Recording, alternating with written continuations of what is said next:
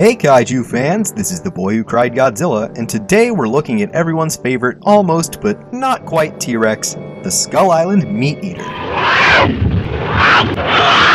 The Meat Eater was a theropod dinosaur that debuted as one of the many horrors faced by the crew of the Venture in the 1933 film King Kong and its corresponding novelization released to market the film a year earlier. The creature is also included in the 2005 retool of the novelization Merian C. Cooper's King Kong, while also making an appearance in the book's official sequel and prequel Kong, King of Skull Island. It has been debated for many years whether or not the theropod dinosaur that King Kong fought in the 1933 film was actually a Tyrannosaurus or an Allosaurus. In the film's script and novelization, it is only referred to as a meat eater. Director Merian C. Cooper referred to the theropod as Allosaurus, while stop-motion animators Willis O'Brien and Marcel Delgado identified it as a Tyrannosaurus. In the 1932 novelization, the meat eater is described as having a long, thin, serpentine neck and small claw-like arms that served little purpose other than to lift food into its mouth. It moved on its sturdy hind legs in a hopping motion. The King Kong film, which released the following year, gave the meat eater a design reminiscent of the contemporary scientific reconstructions of the Tyrannosaurus rex, with 3 fingers and bumpy scales. In a similar manner to depictions of Tyrannosaurus rex of the era, the meat eater drags its tail along the ground and stands with a near-upright posture. A 1989 colorized version of the film showed it to be brown in color. In the 2005 update of the novelization, the meat eater is redesigned to reflect a more modern idea of a theropod. It was now horizontally balanced with 3-toed feet, a deep chest, and a thick tail that never touched the ground. Despite its horizontal walking structure, the meat eater could shift its balance and move its body into a more upright stance. Its head moved in a bobbing motion on its strong neck, and it smelled of ammonia.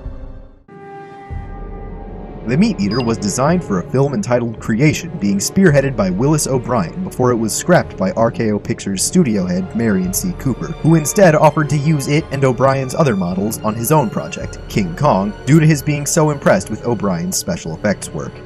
Kong's iconic battle with the Meat Eater has been referenced in many other media starring the character.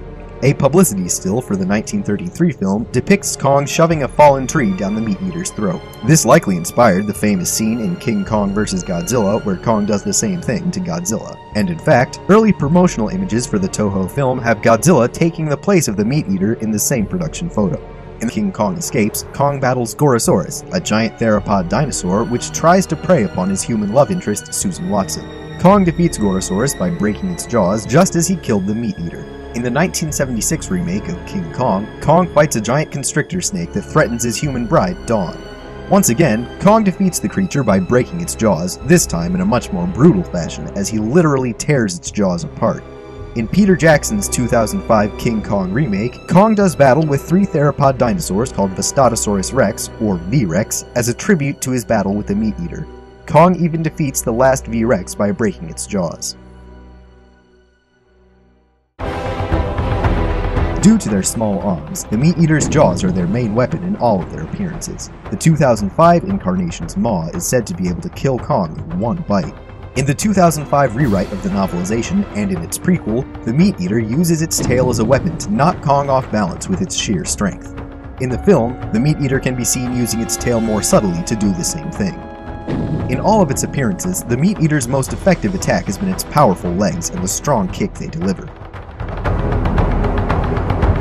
The meat eater is simply a dinosaur who had survived alongside the other creatures of Skull Island for millions of years, having adapted to survive in the island's unique conditions.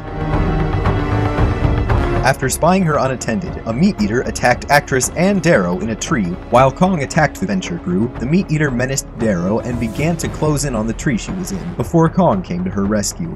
In this iteration, the meat eater quickly escaped Kong's necklock before repeatedly attempting to bite the ape.